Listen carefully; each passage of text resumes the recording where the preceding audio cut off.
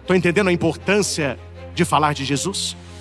A importância de contar para os outros o que Jesus tem feito na sua vida? Como que nós vamos espalhar hoje neste mundo a fama de Jesus? Com testemunho, com a nossa vida, com a nossa palavra. Espírito Santo, dom de Deus, conceda ao nosso coração a sede, a fome, a busca pela verdade. Que a palavra de Deus encontre lugar na nossa vida e que possamos compreender qual o propósito de cada palavra no plano da nossa salvação. Dá-nos zelo, amor, interesse à tua palavra. Que estejamos contigo e que a tua palavra fale sempre aos nossos corações. Em nome do Pai, e do Filho, e do Espírito Santo. Amém. Meus irmãos, convido você também a ouvir a pregação anterior a esta. Está aí, nosso canal no YouTube. Nós falamos sobre a introdução que Lucas faz a respeito do seu evangelho. Ele fala coisas importantes. Ele quis colocar em ordem aqueles acontecimentos, e ele ouviu então as testemunhas oculares, ministros da palavra. Ele fez um estudo cuidadoso para transmitir a solidez dos ensinamentos. Na minha homilia da missa de hoje eu aprofundei nessa parte. Com você que se prepara para a adoração, eu quero aprofundar a segunda parte, a questão do livro onde Jesus ele faz a leitura. Quero ler com você. Jesus voltou para a Galileia com a força do Espírito, e sua fama espalhou-se por toda a redondeza. Veja, meus irmãos, que esta Galileia é onde Jesus foi criado. Por isso que se fala Jesus, o Galileu, né? Foi criado na cidade de Nazaré. Por isso que se fala Jesus Nazareno. E ele volta cheio do Espírito, com a força do Espírito. Quando foi que essa força foi concedida ao Senhor? No dia do seu batismo, quando o céu se abriu, o Espírito desce como pomba e o Pai diz: este é meu Filho amado. Interessante, meus irmãos, porque no Evangelho de Lucas, Jesus começa o seu ministério na sua terra. Nos outros evangelhos não. Aqui Lucas o traz para perto da sua família, para as pessoas que o conheciam, exatamente por aquilo que aconteceria no templo. E a fama de Jesus começou a se espalhar, porque Jesus passou pelo mundo fazendo o bem. Eu converso com algumas pessoas que abriram lojas, donos de empresa, pessoas que têm produtos digitais, pessoas que fazem entrega, não é, de esses alimentos, né, tudo muito bem feitinho. E as pessoas falam assim: padre, nós não gastamos dinheiro com divulgação alguma. Esse negócio de ficar pagando panfleto, pagando, não. O melhor é o boca a boca. Porque se a gente faz uma coisa bem feita, aquela pessoa que gostou vai atrair mais 10. A fama de Jesus se espalhou. Não tinha internet, não tinha televisão, não tinha jornal. Como que a fama de Jesus se espalhou? Estão entendendo a importância de falar de Jesus? A importância de contar para os outros o que Jesus tem feito na sua vida? Como que nós vamos espalhar hoje neste mundo a fama de Jesus? Com testemunho, com a nossa vida, com a nossa palavra. Então Jesus, ele ficou conhecido por toda a redondeza. Você lembra quando José e Maria perderam o menino? Não perderam o menino, né? Jesus ficou em Jerusalém. Eles o acham aonde? Na sinagoga. Jesus continua ensinando na sinagoga. Ensine as suas crianças a gostarem de igreja que quando eles forem adultos, eles estarão na igreja. Pode ter aquele período de crise. Vocês conhecem, né? Adolescente, jovem, faculdade. Muitos são balançados nesta época.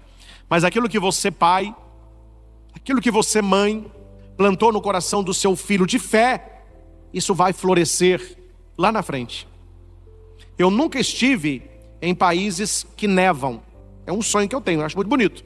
Mas quem mora nesses países tem o tempo do plantio, tem o tempo da colheita, e depois vem o outono, que as folhas caem, depois vem o inverno, que tem neve.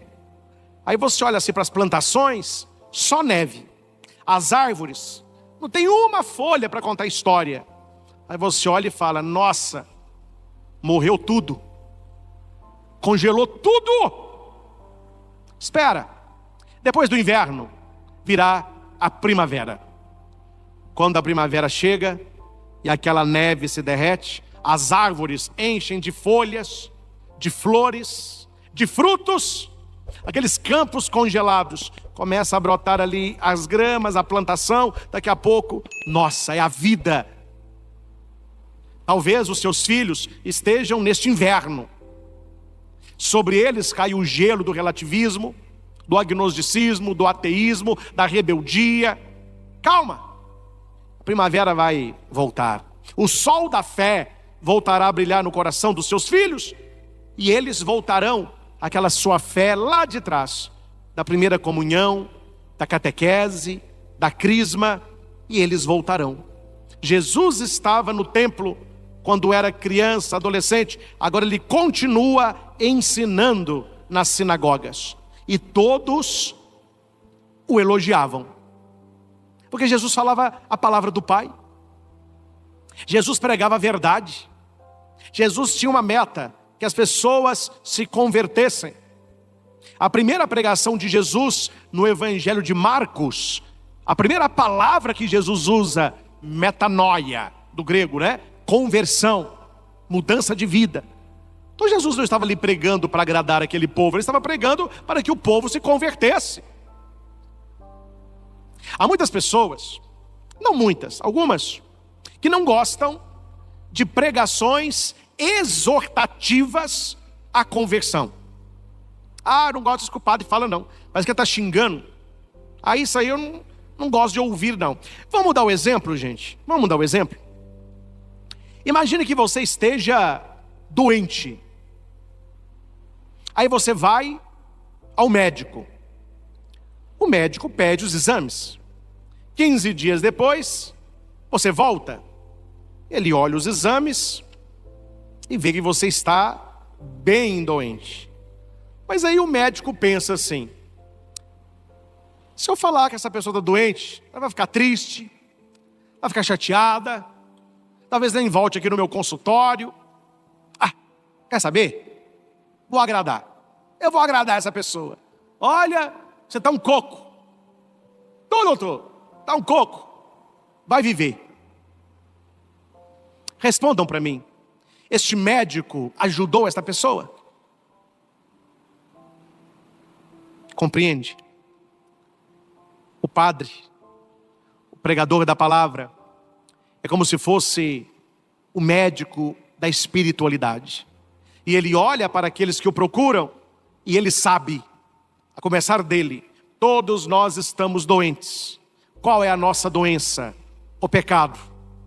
Então o médico tem que mostrar para nós estamos doentes e a cura passa pela conversão. Porque se eu sei que você está doente e eu não digo isso para você, eu não estou ajudando você. Eu estou abrindo um buraco mais fundo para você já ser enterrado lá. Então quando a pregação exortativa, ela fala da conversão, da mudança de vida, é porque o médico está vendo, nós temos essa enfermidade, nós temos este pecado e nós precisamos tratar. Nós precisamos ser curados por Deus. Então Jesus estava ali pregando isso e as pessoas gostavam disso. Jesus está falando a verdade. Ele foi a Nazaré, a cidade onde ele tinha sido criado. Voltar na cidade da gente, encontra os colegas de escola, os coleguinhas que Jesus chutava bola, os coleguinhas lá que moravam perto da casa de Maria, todo mundo, Jesus voltou, quanto tempo que eu não te vejo, opa. Voltou para sua cidade, Nazaré, e ele vai na sinagoga. Você está entendendo como que o texto está insistindo aqui no lugar? Por que ele está insistindo no lugar? Porque no Evangelho de Lucas há 3 lugares que vão na sequência do capítulo 4. É a sinagoga, a estrada e a casa. Jesus está aqui na sinagoga. Depois ele vai estar pregando na estrada. O texto não diz, mas eles queriam dar uma surra em Jesus aqui. Queria até matá-lo, porque ele se fez filho de Deus. Aí ele pega o caminho, ele vai terminar numa casa. A sinagoga simboliza Israel. O caminho simboliza a missão. E a casa simboliza a igreja. Então, Israel tem uma missão de ser a igreja dele. A assembleia reunida dele. Os congregados dele. Por isso que repete muito. Jesus estava na Galileia, ele ensinava na sinagoga, veio à sua cidade de Nazaré, entrou na sinagoga, porque é Israel. E Jesus foi escolhido para fazer a leitura. Cada sábado alguém fazia a leitura. O pessoal olhou e falou, Yeshua voltou. Verdade. Faz a leitura para nós? Faço. Ele levanta, coloca o manto. Entregaram para ele o livro do profeta Isaías, não pode ser outro, né? Santo Agostinho fala que foi a providência que fez esse livro chegar na mão do Messias. Ele pega o livro, coloca num ambão como esse, e ele vai abrir o livro, e no versículo 20 vai dizer que ele fechou o livro. O livro da revelação de Deus. Deus quer se revelar. Jesus é aquele que abre o livro. Ele é a revelação do Pai. E quando ela acaba de ler, ele fecha o livro. Ou seja, com Jesus fechou-se o tempo da espera. Acabou. Ali está o Messias.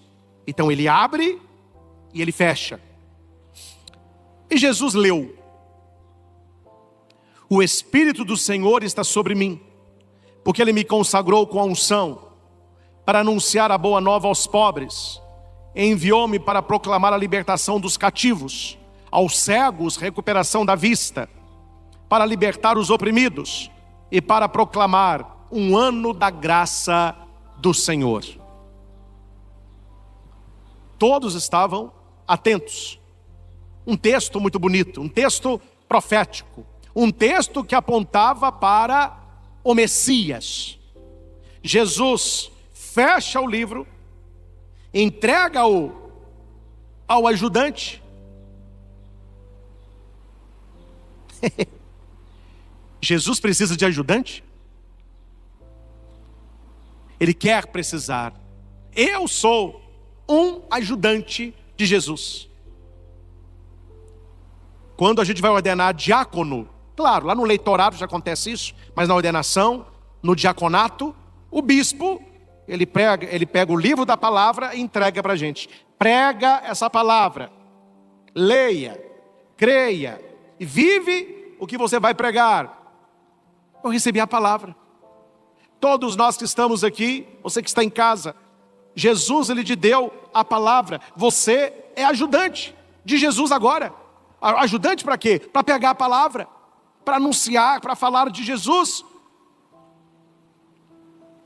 E há um gesto aqui muito bonito, que é o gesto de sentar-se. Jesus, quando Ele senta, Ele se torna como um rabino, alguém que vai ensinar. Aquele que ensina sentado, ele ensina com autoridade. Então Jesus senta. Todos tinham os olhos nele. Ou seja, o que ele vai falar? Aí vem Lucas. Essa palavra é muito forte no Evangelho de Lucas. O hoje.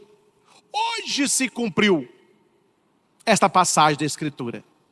Então essa palavra de Deus, meus irmãos, não é para ontem, é para hoje. E quando Jesus diz assim, hoje se cumpriu essa palavra da Escritura, para nós pode soar como algo normal, mas para o judeu foi um escândalo.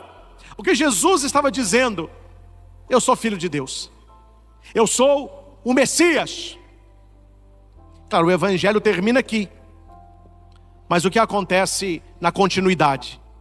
Eles pegam Jesus com violência, tiram ele da sinagoga e estão levando ele para um lugar para empurrar ele lá de cima.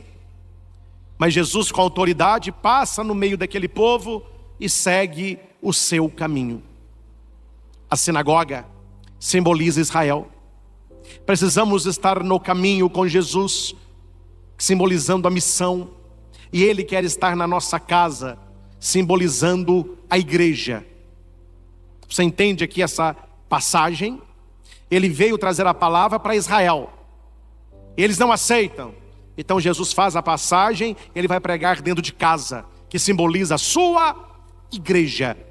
Aí você vê que em vários textos dos evangelhos, quando Jesus está pregando, ele não prega mais na sinagoga, ele está pregando nas casas, que é a sua igreja.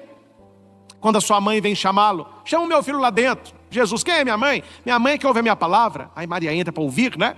Uma casa estava muito cheia, abre o teto e desce um paralítico. Ele estava numa casa.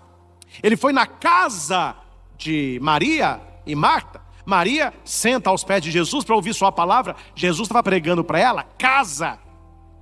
Jesus foi na casa de Simão e curou a febre da sua sogra. Casa. Ele foi na casa de Jairo curar a sua filha. Ele estava na casa de um homem muito rico que não lavou os pés, mas uma prostituta veio e lavou. Veja, a passagem da sinagoga para a casa. E o que simboliza a casa? A igreja. O que é a igreja? É a casa de Deus. Não podemos esquecer isso. Tratar com santidade aquilo que é santo. A casa de Deus. Esse espaço que estou aqui, o presbitério, é o coração da igreja, onde se celebra.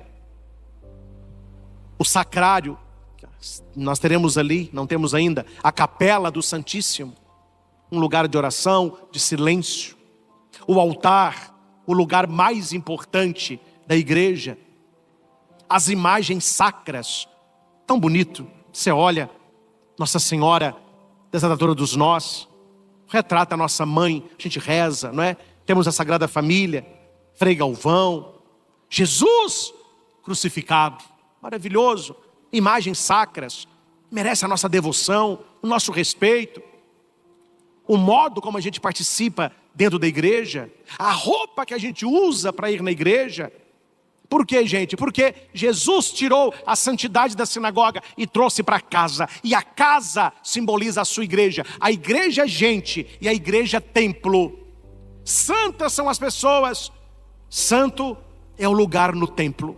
A gente não pode comportar dentro da igreja como a gente se comporta num shopping, no local do seu trabalho, lá na sua faculdade. Não, quando a gente entra dentro da igreja, é um lugar de culto, é um lugar de adoração. Não vou falar o nome da igreja não, né? Minha língua coça, ó. Dá uma coçadinha. Eu era seminarista. Fui numa igreja para rezar. Tinha duas mulheres na minha frente vendendo natura, uma para outra.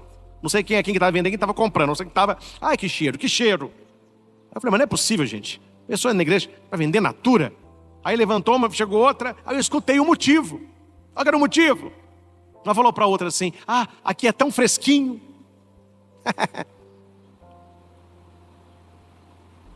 Não precisa nem comentar, né, meus irmãos?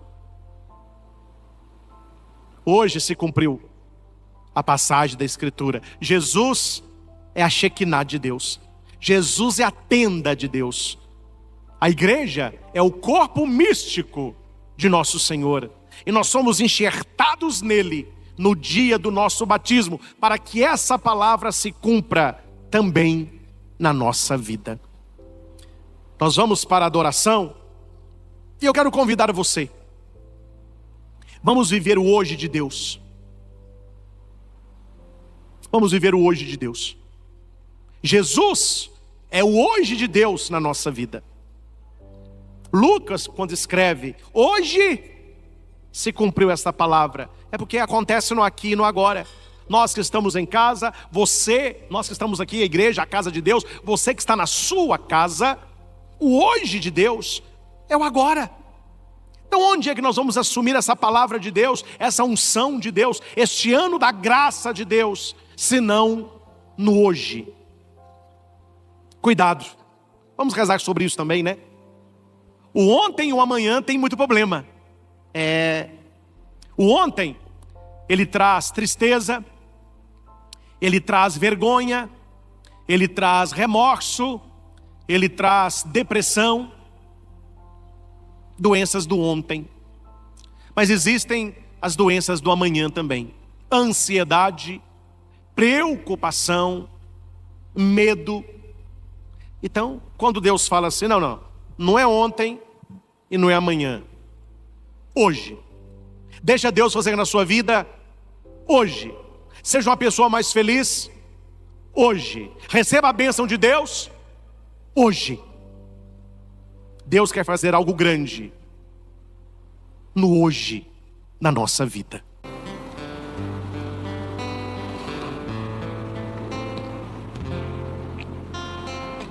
Se coloque verdadeiramente na sua presença.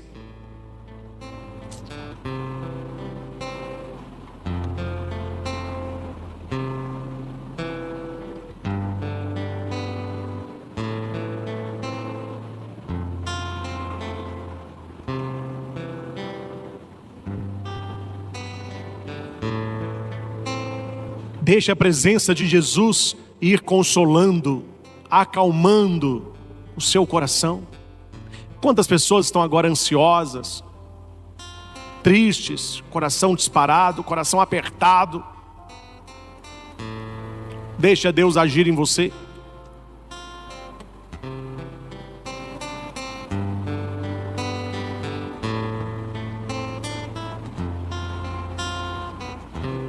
Deixa Deus trabalhar em você.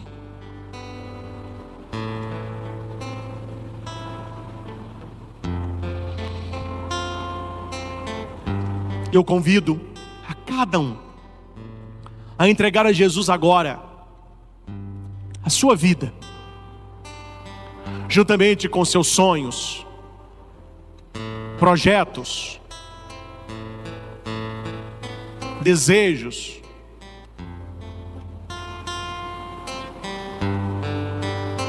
Quais os pedidos que você traz no coração e ao mesmo tempo você quer agradecer a Deus? O que você traz para agradecer ao Senhor? Junto com esse incenso que agora nós colocamos, coloque aos pés de Jesus a sua vida. Você verá que a fumaça do incenso ela vai subir, que suba a presença de Jesus, as nossas intenções. O cheiro do incenso vai encher este santuário. É o cheiro de Deus, é o cheiro da adoração. O Senhor está no meio de nós. Coloque aqui neste turíbulo a sua vida, a sua intenção, o seu agradecimento. Coloque aqui o seu filho, o seu casamento, a sua doença, o seu trabalho, o seu estudo, o seu desemprego.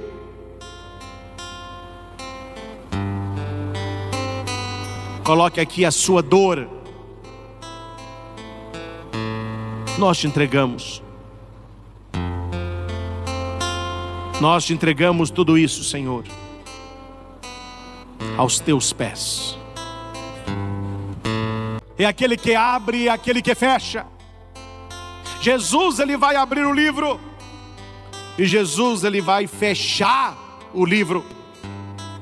A Bíblia diz que há portas que Deus abre, que homem nenhum fecha.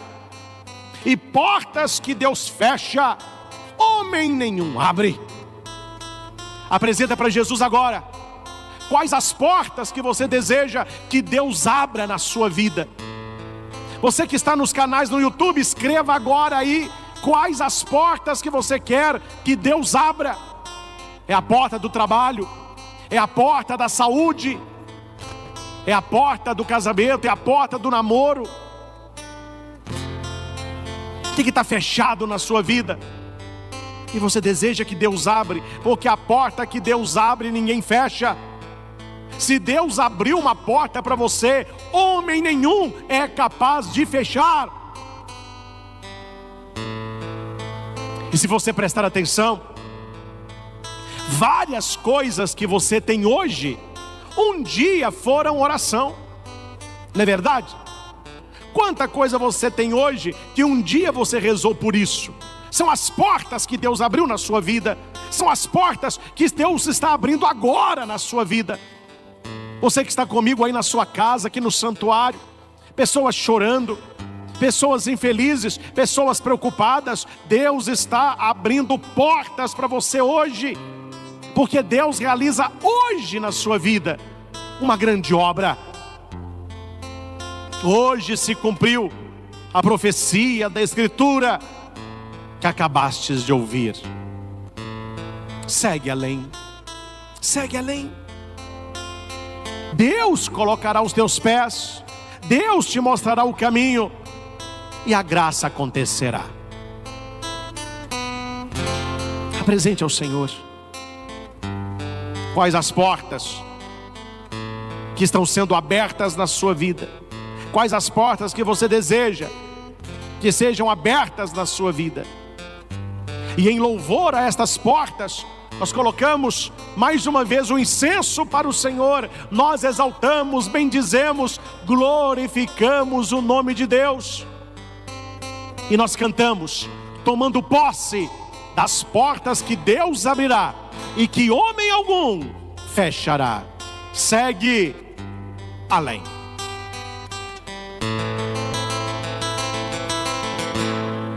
Esta semana, muitas coisas vão acontecer e que você achava difícil de acontecer. Mas meu Deus, como que isso está acontecendo? São as portas que Deus está abrindo. Aquilo que é impossível ao homem é possível a Deus. Tudo é possível àquele que crê. Profetiza agora aos pés do Senhor Jesus. Determina agora pela sua fé quais são as portas que serão abertas na tua vida esta semana. Portas que demoraram anos, mas serão abertas agora. O seu trabalho, a sua aposentadoria, a sua saúde, a sua casa própria, o seu cargo empresarial.